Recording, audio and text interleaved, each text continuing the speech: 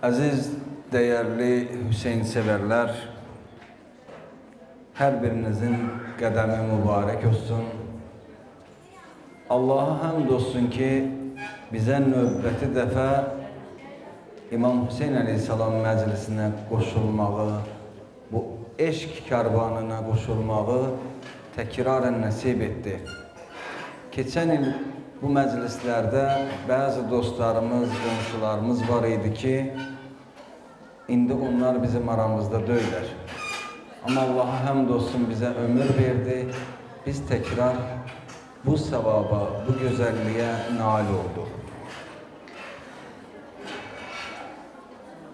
Peyğəmbərimiz sallallahu aleyhi və aleyhi və səlləm çox çətinliklərlə İslam dinini gətirdi.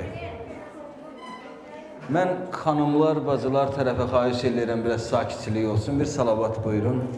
Allahümmə salli ala Muhammed və ala.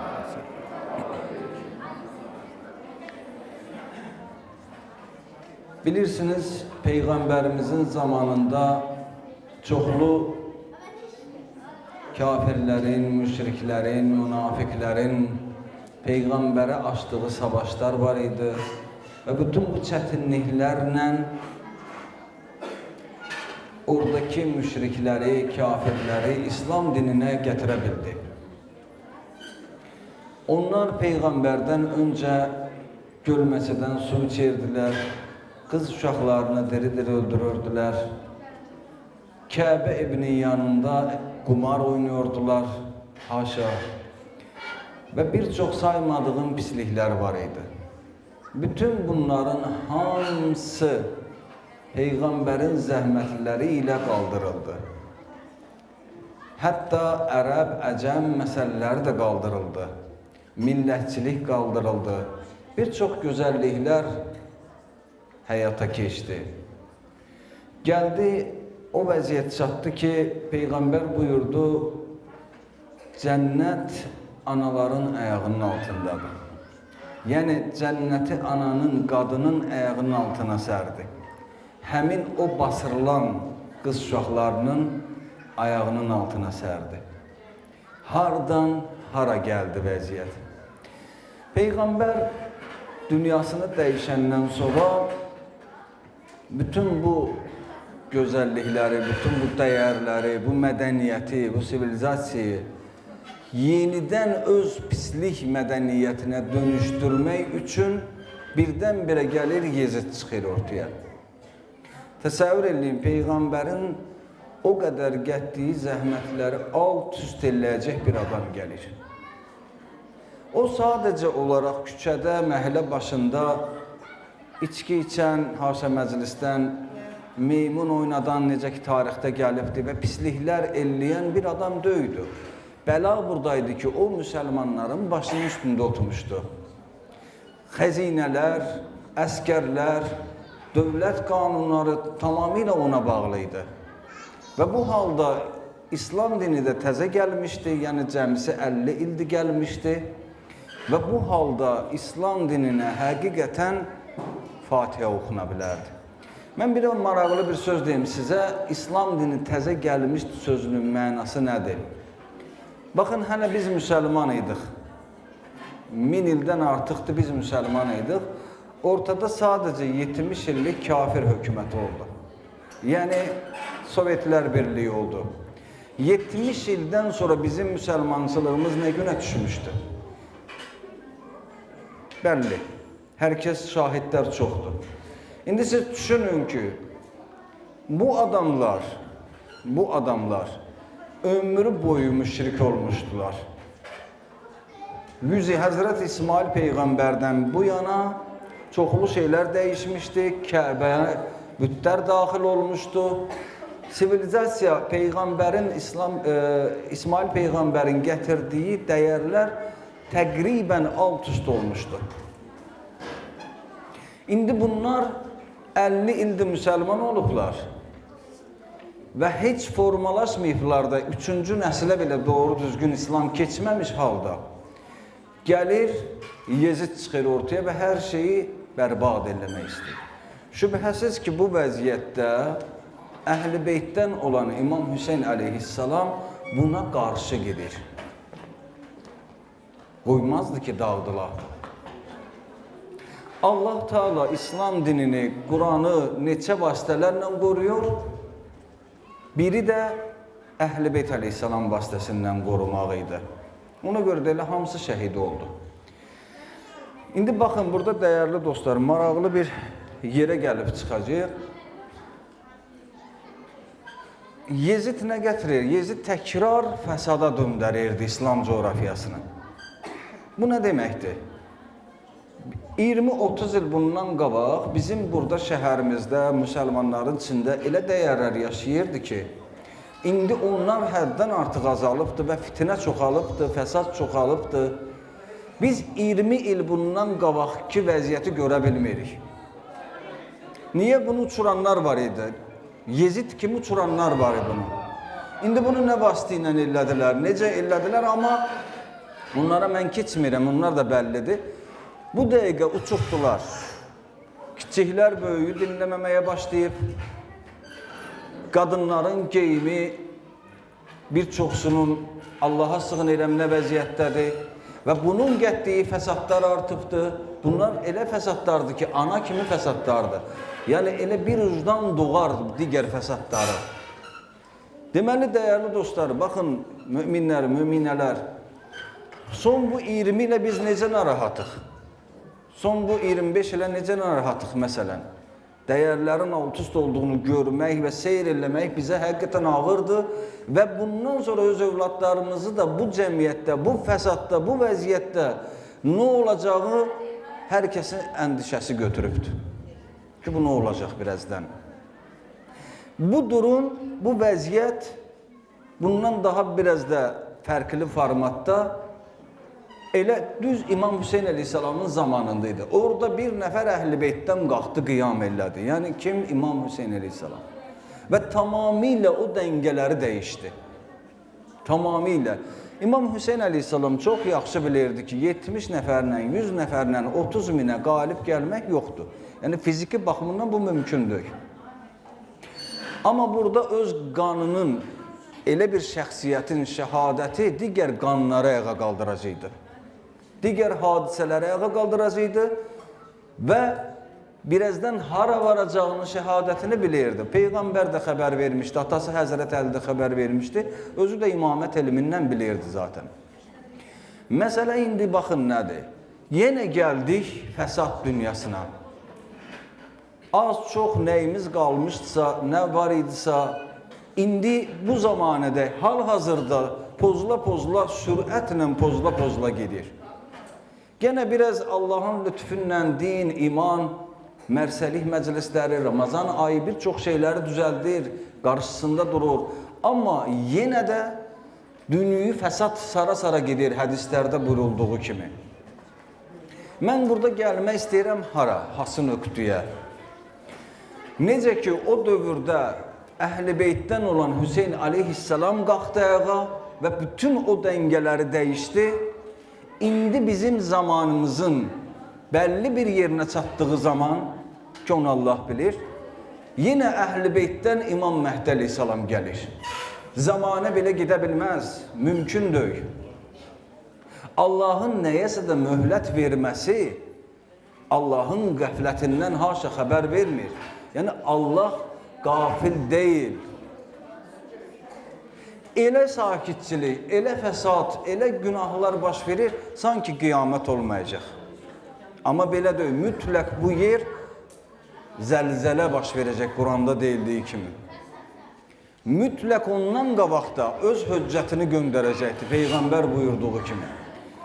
Bu mümkündür ki, zamanə belə gedə və fəsadlar üst-üstə qalxa, Allah da bu məsələyə heç bir münasibət göstərməyir. Xeyr, əsla.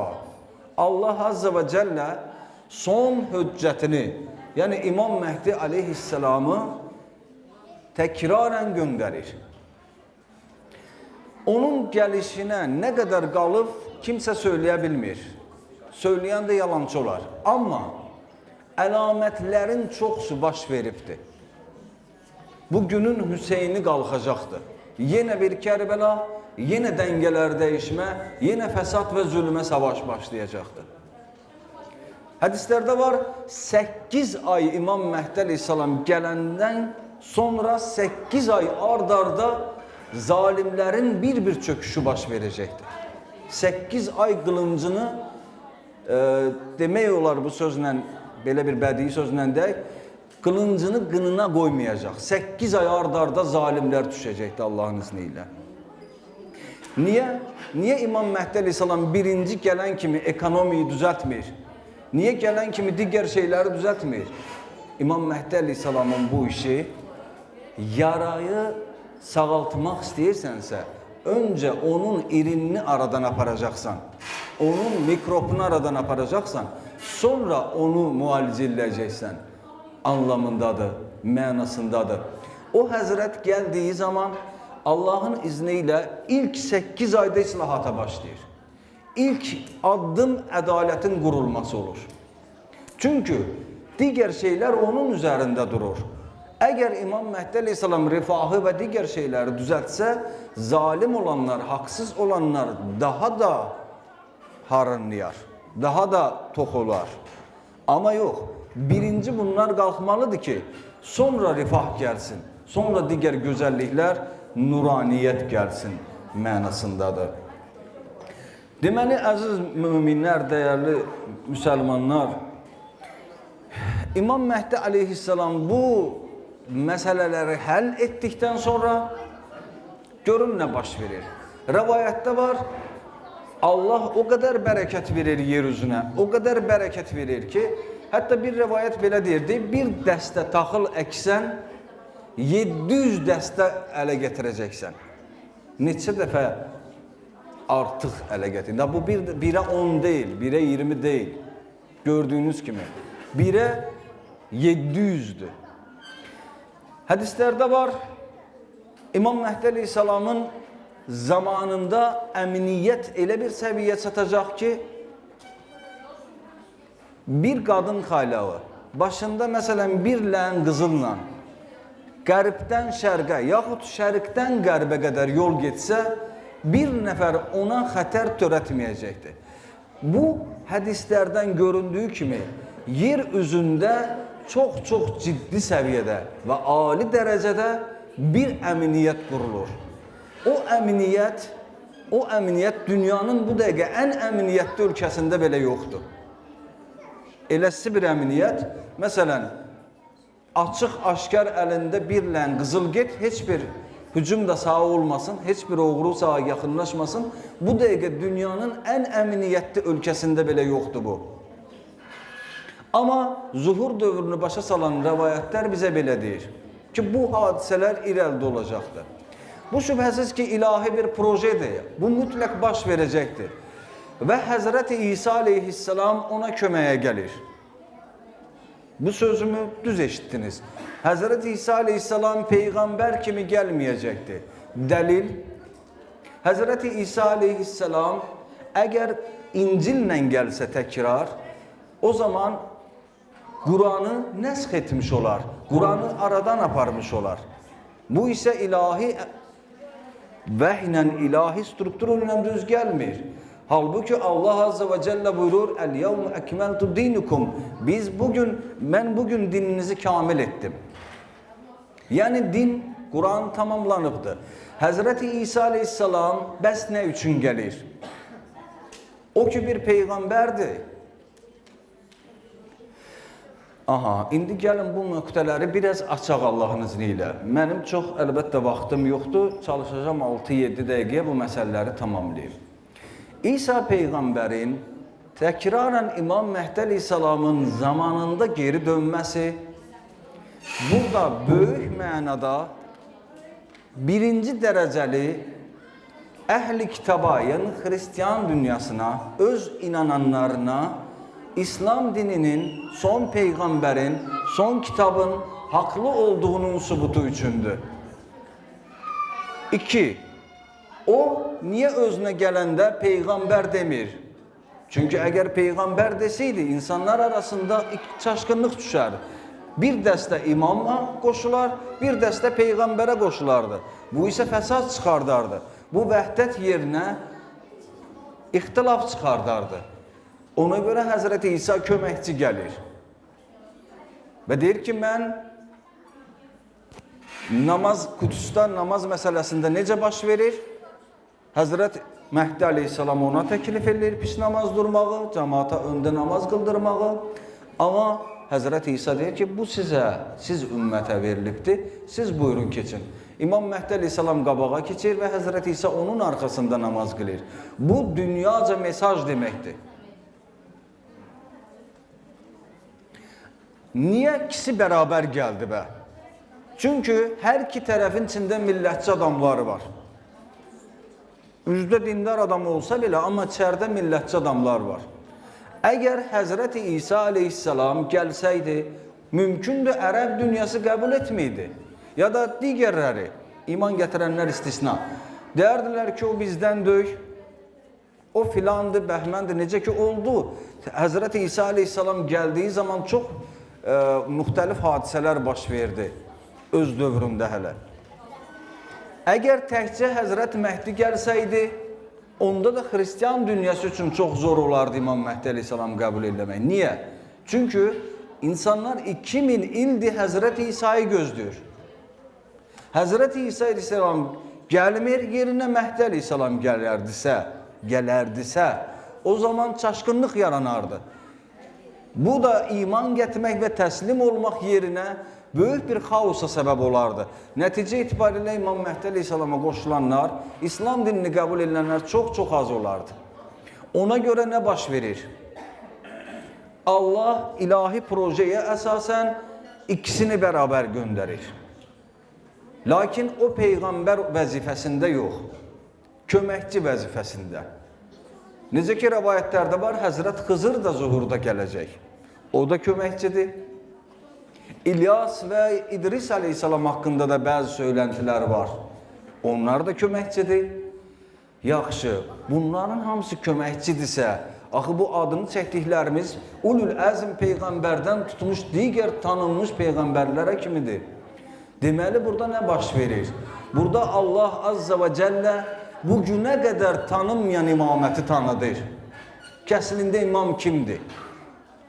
Bu bizim üçün hardasa bəlli bir məsələdir. Biz yaxşı bilirik, Quranda ayədə oxumuşuq ki, İbrahim böyüklükdə bir peyğəmbər, axırda ən son çatdığı məqam imamət olur. Ən son.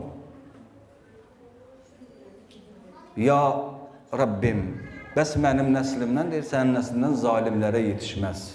Bu imamət həddən artıq ciddi bir məsələdir. Deməli, peyğəmbərlər gəlsə belə, Allah Azza və Cəllə imam vasitəsilə dünyayı qurur. O birisiləri isə ona köməkçi təyin edibdir. Bunu İmam Məhdi etmədi. Bu ilahi bir sözdür. Allahın sözünə ən birinci təslim olan peyğəmbərlərdir. Ənə əvvəlun muslim, mən ən əvvəldən təslim olanam haqqa. Hamısı belə deyir Quranda. Biz ən birinci təslim olanıq. Ona görə də bütün bu prosedur belə getsin deyə, necə ki zamanında İmam Hüseyin aleyhisselam qalxır ayağa və Yezidlə savaşır və o savaşın Kərbəla hadisəsinin nəticəsində çoxlu qiyamlar nəticədə Əməvi hökuməti çökür. Zalim, zülm çökür. Və bugün də bunun əlamətləri var. Hələ Məhdi aleyhisselam gəlməmiş, bizə Allaha həmd olsun, sübut olunur ki, zalim dayana bilir, zalim də məğlub ola bilir, süper güc də məğlub ola bilir, əla güc də məğlub ola bilir və s. və ilə axır. Çünki Allah Azza və Cəllənin dünyasında Allahın dediyi olur. Bunu sadəcə olaraq Allah bəndələri tərəfindən baş verə bilər. Qarşı tərəf tam küfürdürsə, bu tərəfdə Allahın izni ilə tam mümin olması gərəkir. Bu halda qalibiyyət mümkündür. Mətə nəsrallah. Allahın köməyi hardadır? İnnən nəsrallahi qarib. Allahın köməyi yaxındır. Və biz bunun az öncə şahidi olduq. Bəli, zalimlər də dayana bilir. Onlar da uduza bilir, onlar da məğlub ola bilirlər. İndi bu hələ balaca bir hadisələrdə bu belədir. Görün İmam Mehdi Aleyhisselam gələndə nə baş verəcəkdir? Dünyanın dörd tərəfindən böyük bir şövqlə İmam Mehdi Aleyhisselama qoşulan insanlar var, döyüşçüləri var. Hətta hədislərdə var, 80.000 siddiq olacaqdır. Siddiq kimə deyirlər? Sözü və əməli eyni adam. Bu adamın sözü nədir? Əməli odur, əməli nədir? Sözü odur. O qədər sadiq və dürüst adamlardılar. Onlardan 80.000 döyüşçü girir İmam Mehdi Aleyhisselama köməyə. Ondan başqa 313 lap başda, bir də digərləri. Burada mən ən əsas maraqlı nöqtələrdən birini sizə deyim. Baxın dostlar, bugün məsələn haqq uğrunda döyüşə gedənlər ümumiyyətlə çox əhval-ruhiyyar olurlar. Fərqli bir abu-havaları olur onların. Tarix yazır, İmam Hüseyin aleyhisselamın yanındakılar qılınc yarıya qədər, batana qədər hiss eləmədilər. O qədər şövqlə döyüşürdülər. Heç düşünmürdü qabağındakı 30 mindir. Mən bu şövqə gəlmək istəyirəm. İndi siz düşünün, İmam Mehdi Aleyhisselama köməyə gedən adamın ürəyini görə bilirsinizmi? O adamın şövqünü görə bilirsinizmi? Və 100% bilir qalibiyyət var irəlidə. Şəhadət və qalibiyyət, ayrı ikinci söz yoxdur. Bu adamların qabağında dura biləcək hər hansı bir ordu varmı? Əsla. Çünki bu təfəkkürdə, bu qəlbdə, bu ruhiyyədə ikinci bir ordu olmur yer üzündə. Yalnız və yalnız İmam Mehdi Aleyhisselamın yanındakılar olur. Mən bu qədər sözümü artıq kifayət bilirəm. İstədim İmam Hüseyin Aleyhisselamla İmam Mehdi Aleyhisselamın bugünkü bir kısa da olsa müqayisəsi olsun ki, o necə o gün qalxdı ayağa, bu da bugün qalxacaqdı ayağa. İnşallah Teala. Və zamanə belə getməyəcək. Mütləq Allahın dediyi olacaqdı. Allah da baş verənlərdən xəbərsizdir, qafildir. Sadəcə hikməti belə iqtiza edilir ki, bu biraz belə getsin. Getməlidir. Hədislərdə də buyurulur, fəsadlar çoxalacaqdır. Doğrudur, haqq əhli də olacaqdır. Allah Azze ve Celle bizi İmam Hüseyin Aleyhisselam'dan ayırmasın. Bura hərə bir hacətlə, bir istəklə gəlibdir. Allah Azze ve Celle dualarını, hacətlərini ali dərəcədə qəbul eləsin.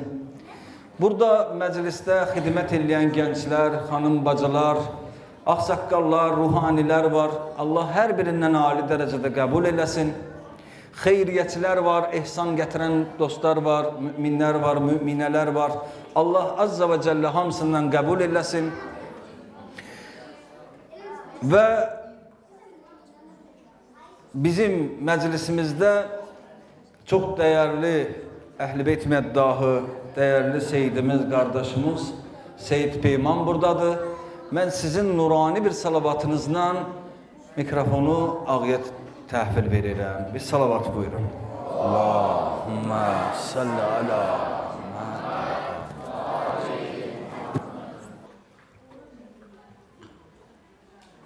Allahümme salli ala Muhammedin ve ale Muhammed.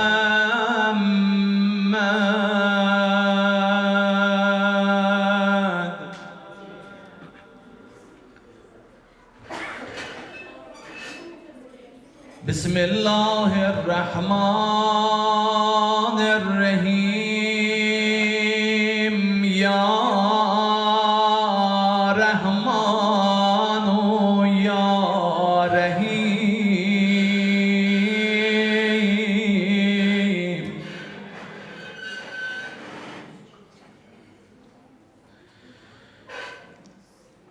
Esselamu aleyke ya Eba Abdillah.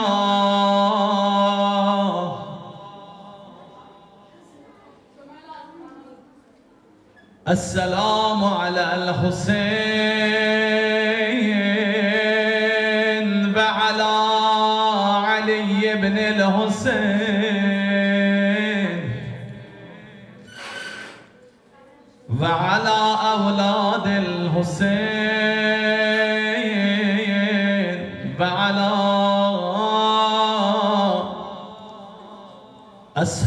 أصحاب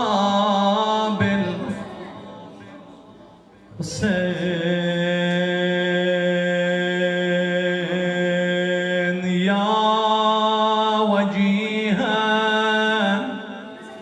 عند الله اشفع لنا عند Allah. Muharrem ayının biridir. Yığışmışıq İmam Hüseyin məclisinə.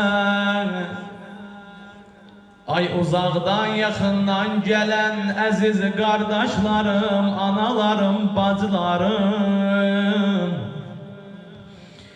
qədəmlərinizə qurban olum.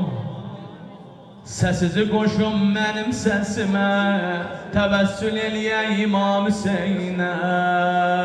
Ya vəcihən ində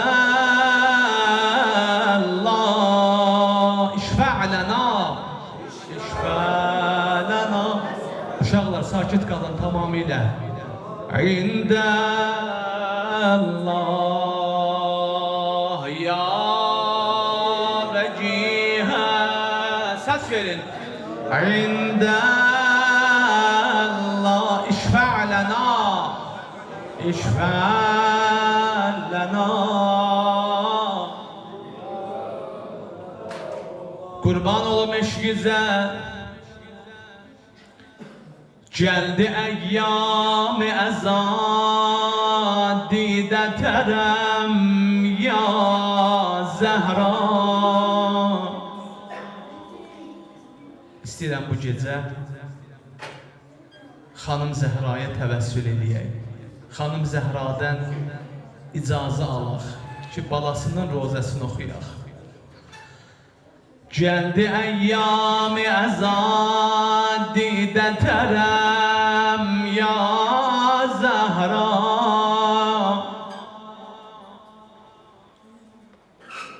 Al mənim göz yaşımı, eylə kərəm ya Zehra.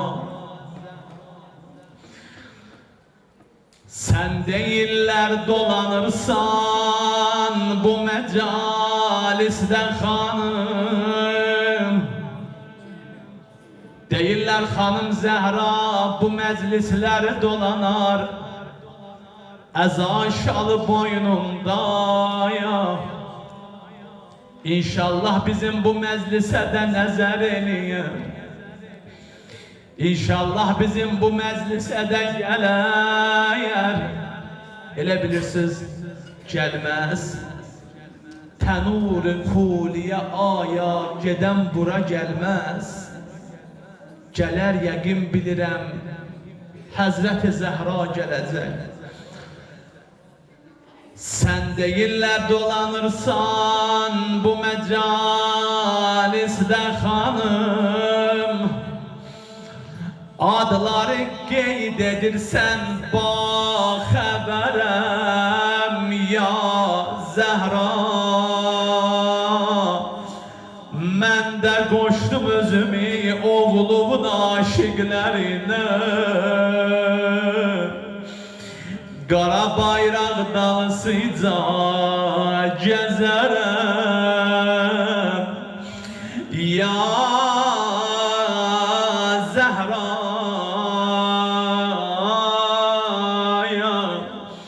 Ya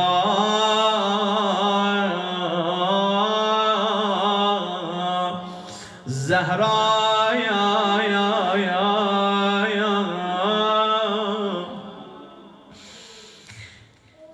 Hanım Fatime-i Zehra bir gün geldi peygamberin huzuruna.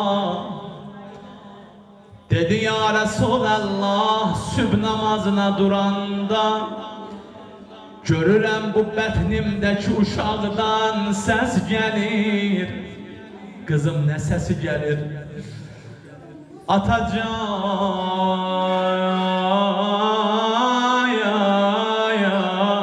görürəm mənlə danışır. Elə deyir ənəl məzlum, ənəl qərib, ənəl ətşan, ənəl uryayan. Atacan bunun sirri nədir? Dedi kızım, Allah sana bir evlad verer Hüseyin adında. Ama Kerbela'da elə onu tikə tikə doğrayarlar. Dedim Atacan, o zaman sen olarsan ya yok. Dedi yok, ben olmaram. Atası Əli olar ya yok. Dedi atası Əli de olmayaz. Atacan, bəs balam neyləyər? Can verəndə bəs balama kim ağlayır? Balama kim əzadar olar? Peygamber buyurdu kızım, narahat olma, bir zaman gelir. Bir dəstə insanlar gələr, balamın adı gələndə yana yana deyərlər. Hüseynim vay, Hüseynim vay, Hüseynim vay. Ses koşun, ses koşun, Hüseynim vay, Hüseynim vay, Hüseynim vay. Vay yaraların akar gani, Hüseynim vay. Eder günler meydani, Hüseynim vay. İstəyirəm ana bacılarım, mənim səsimi eşidir, onlar da səs versin ucadan. Bacın Zeynəb sənə qurban, Hüseynim vay. Vay yaraların akar gani, Hüseynim vay. Hüseynim vay eder günleri meydani, Hüseynim vay. İstəyirəm bu gecədən hər birimiz Mərsiyə xan olaq, her birimiz Nuh'a xan olaq. Allah ustadımız Hacı Şahinə rəhmət eləsin. Hacı deyərdi, Mərsiyənin nəqarətin vagirəsin ucadan denən. Qoy adın Mərsiyə xan kimi düşsün xanım Zəhra dəftərinə. Başın yox iştiyaqindən, Hüseynim vay. Vay əvvəl oxuyun susuz adamın rozəsini, eşidim Hüseyin vay səsini, eşidim Hüseyin vay səsini.